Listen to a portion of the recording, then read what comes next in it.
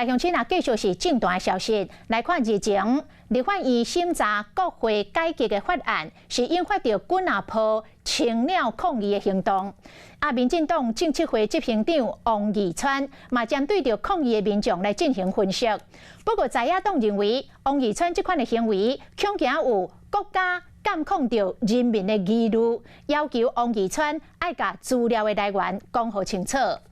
王义川就节目回讲，分析这个抗议的人条，看直播，甚至用骹头语来想，嘛知影是互南北立委集体甲口洗，讲出来用嘴讲话，用骹头语是无法度讲话。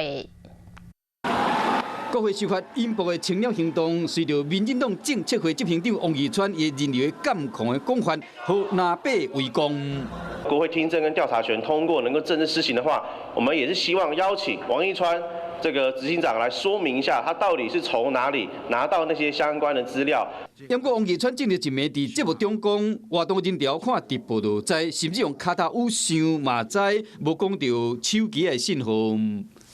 我想我们每个人的膝盖结构不太一样，我的膝盖结构没办法分辨谁是小嫂谁是青鸟。那我们希望说这个义川兄这个还是出来用嘴巴讲话，用我的膝盖是没办法讲话的。你就告诉全民说我是乱端乱讲的，会不会用合法转为非法这些东西？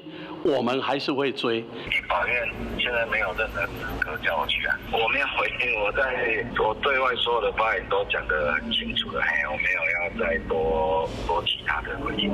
为着降温无加讲，立法院交通委员会嘛，针对这个代志，要求相关的单位，包括数发部、NCC 加中华电信报告备询。上面是有说这些是不同人，而且甚至细到说连年龄都有。本公司没有提供任何有关到从517到524之间任何的资料。应该公给这有法律责任的问题。各资去识别化以后，不可逆以后，它就成为就是有嘛。那数据可以做上，因为有些公关公司，有些数据公司，他会去买啦。他为什么去暴露的一个不能讲的秘密？必要的时候，我们要组成专案小组，一定把这个真相追清楚。资料来源南北要联合对战。